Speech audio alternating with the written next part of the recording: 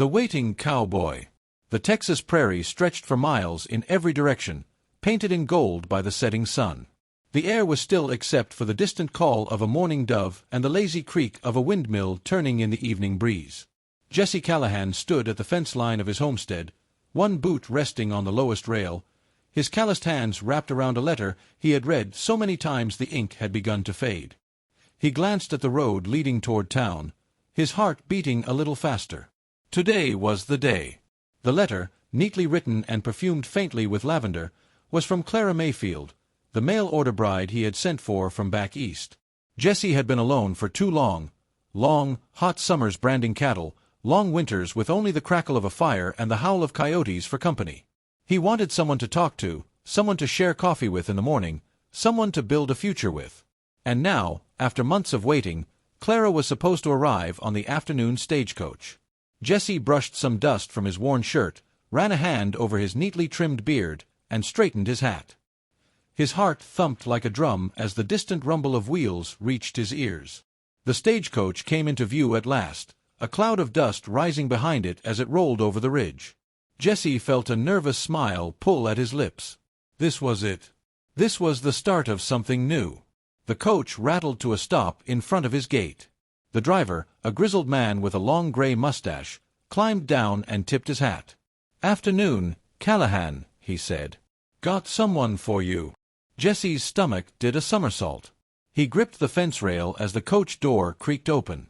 But no shy, bonnet-wearing lady stepped out. Instead, a tall, lean woman swung down from the step, boots hitting the ground with a thud. She wore a long, dusty duster coat, a black hat pulled low over her face, and a gun belt that rode her hips like she was born wearing it. Her gloved hand rested casually on the butt of her revolver as she looked around, sharp green eyes scanning the horizon as though expecting trouble. Jesse frowned. "Excuse me, ma'am. I think there's been some kind of mistake. I'm expecting a Miss Clara Mayfield." The woman pushed her hat back just enough for him to see the scar that cut across her left cheek and the smirk tugging at her lips. "She ain't coming," she said, voice low and steady. Jesse's chest went tight. "What do you mean she's not coming?" "Means exactly what I said," the woman replied, stepping closer. "Name's Kate Mallory. Your pretty little bride decided she'd rather stay back east. Left you high and dry. I figured since I was on the run and needed a place to hide, I'd take her ticket instead." Jesse blinked at her, completely thrown. "You what?" Kate shrugged like it was the most natural thing in the world. "She didn't want it. I did. Simple as that. You can't just take another person's passage." Jesse's voice rose, anger and disappointment mixing in his chest. Kate's hand drifted closer to her revolver, and her eyes hardened. "I paid her fair and square. She got money, I got out of Dodge. Now I'm here. You got a problem with that?" Jesse's gaze flicked toward the rifle leaning against the porch post. Part of him wanted to grab it, to run this dangerous stranger off his land. But another part of him hesitated. There was something about her, something in the way her shoulders sagged slightly, like she'd been carrying a weight too heavy for too long. He took a deep breath and forced his voice to stay calm. "Where exactly do you plan on going now?" Kate's expression darkened. "Can't go back to town. Sheriff's got my face on a wanted poster. If I show my nose there, I'll be swinging by sunrise." Jesse's jaw tightened. "So you are an outlaw?" "Depends on who you ask." Kate walked past him and sat on the edge of the porch like she owned the place. "You sure you want to know why they're after me? The less you do, the safer you'll be." "I asked, didn't I?" Jesse crossed his arms. Kate's green eyes studied him for a long moment before she exhaled. "There was a man, banker named Tom Riker, who tried to take my family's land after Pa died. He forged papers, said we owed him more than we ever borrowed. Left my ma and my little brother with nothin'. I went to confront him. He pulled first. I just shot faster." Jesse's brows furrowed. "Self-defense." Kate nodded once. "Didn't matter. Riker had friends in high places. Suddenly I was a cold-blooded killer. Had to run or they'd hang me." For a long moment, the only sound was the soft creak of the porch boards under Kate's boots. Jesse stared at her. He could tell she wasn't lying. Her voice was too steady, her eyes too clear. And yet, she was still a dangerous woman, one who could bring a heap of trouble to his doorstep. "You can stay here tonight," Jesse said finally. His voice was reluctant, but firm. "But just tonight. Tomorrow, we figure out where you're going next." Kate's shoulders seemed to loosen slightly, though her mouth stayed set in its usual hard line. "Fair enough," she said. As night fell, Jesse made her a plate of beans and cornbread, and the two of them sat at opposite ends of the table, eating in tense silence. "You cook better than most cowpokes," Kate said finally, breaking the quiet. Jesse allowed himself a small smile. "You must not have met many cowpokes." That earned him the ghost of a grin from Kate. It wasn't much, but it was the first crack in her hardened exterior. Later, Jesse sat on the porch with his rifle across his knees, watching the horizon. He still didn't trust her completely, but he couldn't ignore the strange pull he felt toward her either. Kate Mallory was trouble, but she was also a fighter. And deep down, Jesse knew that letting her go might be the hardest thing he'd ever have to do. The Outlaws' redemption. The Texas dawn came blood-red, the sky streaked with fire as the first light touched the prairie. Jesse Callahan rose with the sun, same as he did every day, but this morning felt different. The presence of Kate Mallory in his house weighed on him in ways he couldn't quite explain. He brewed coffee on the iron stove, the smell filling the cabin. When he stepped onto the porch with a steaming tin cup, he found Kate already awake, sitting on the steps with her revolver across her lap, as if she hadn't slept a wink. "You're up early," Jesse said. Kate gave a half-smile that didn't reach her eyes. "I don't sleep much these days." Jesse sat beside her, sipping his coffee. The silence between them wasn't as sharp as last night's. It had softened, like the quiet that comes after a storm. "You could leave at first light," Jesse said finally. "Head west. Lose the lawmen for good." Kate shook her head. "Riker won't stop hunting me.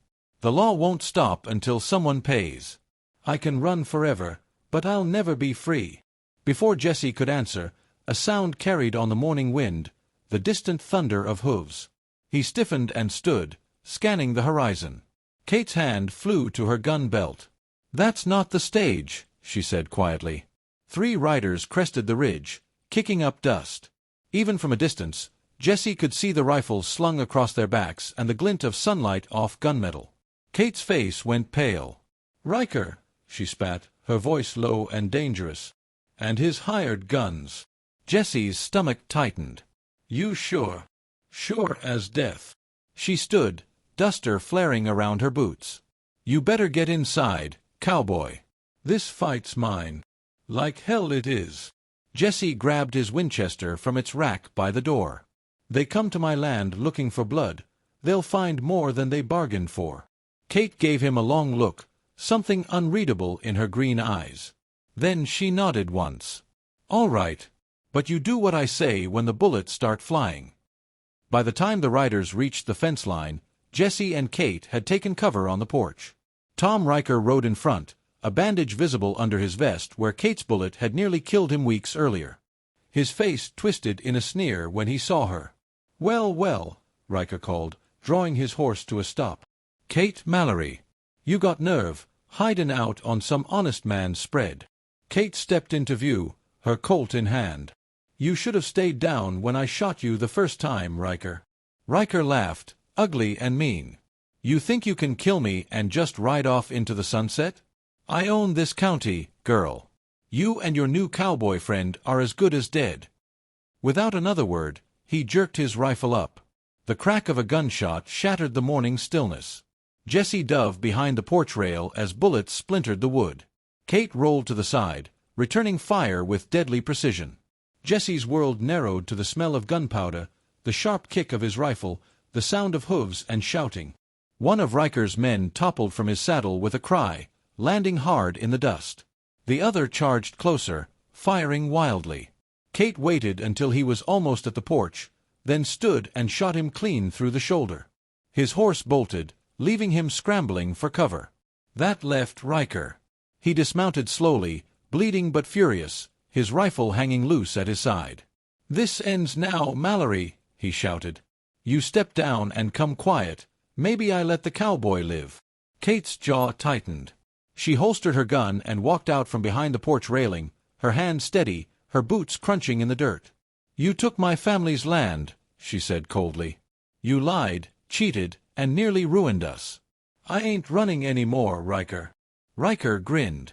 Then die where you stand.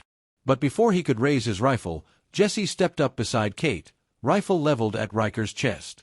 You heard the lady, Jesse said, voice like iron. Drop it. For a long moment, no one moved. The prairie wind blew dust between them, the only sound in the world. Then, slowly, Riker dropped his rifle. Kate tied his hands with a length of rope Jesse brought from the barn, then they loaded him and his wounded man into the wagon. You sure about this? Jesse asked as they set off toward town. Kate nodded. I'm done runnin'. I want the sheriff to hear the truth from my own mouth. The ride to town was long and tense. People stared as they rolled up to the sheriff's office with Riker tied in the back. The sheriff, a tall man with gray hair and weary eyes, stepped onto the porch. Kate Mallory, he said, hand resting on his gun. You got some nerve showing your face here. Then listen to me, Kate said, stepping down. She told the sheriff everything, the forged papers, the gunfight, the threats. Jesse backed her story, swearing he'd seen Riker fire first when they came to his ranch. The sheriff turned to Riker. You got anything to say? Riker spat in the dust. She's lying. But the sheriff's eyes were hard. Funny thing, Riker. I just got word from Abilene. Seems there's been some questions about those land deeds you've been filing. Enough questions that a judge signed a warrant for your arrest. Riker's face went red. You can't. I can, the sheriff said, clapping irons on him. For the first time in months, Kate's shoulders sagged with relief. By sundown, Riker was in a cell and Kate was a free woman. Jesse stood with her outside the jail, the warm evening breeze tugging at his hat. So, she said quietly, I guess I should keep moving. Head west, maybe start over. You could, Jesse said, his voice calm but steady. Or you could stay. This land's big enough for two. And I could use someone who shoots straighter than me. Kate gave a small, incredulous laugh. You sure about that, cowboy? I ain't exactly the kind of woman you wrote off for. Jesse smiled. Maybe not. But maybe you're the one I was waiting for all along. Kate's expression softened, all the hardness and weariness in her face melting for just a moment. You know, she said, I never pictured myself putting down roots. But maybe this is where I'm meant to be. As the last light of the sun dipped below the horizon, Jesse reached for her hand. Kate didn't pull away. The prairie was quiet again, peaceful, as if the land itself was holding its breath. For the first time in years, Kate Mallory felt something she thought she'd lost forever. Hope.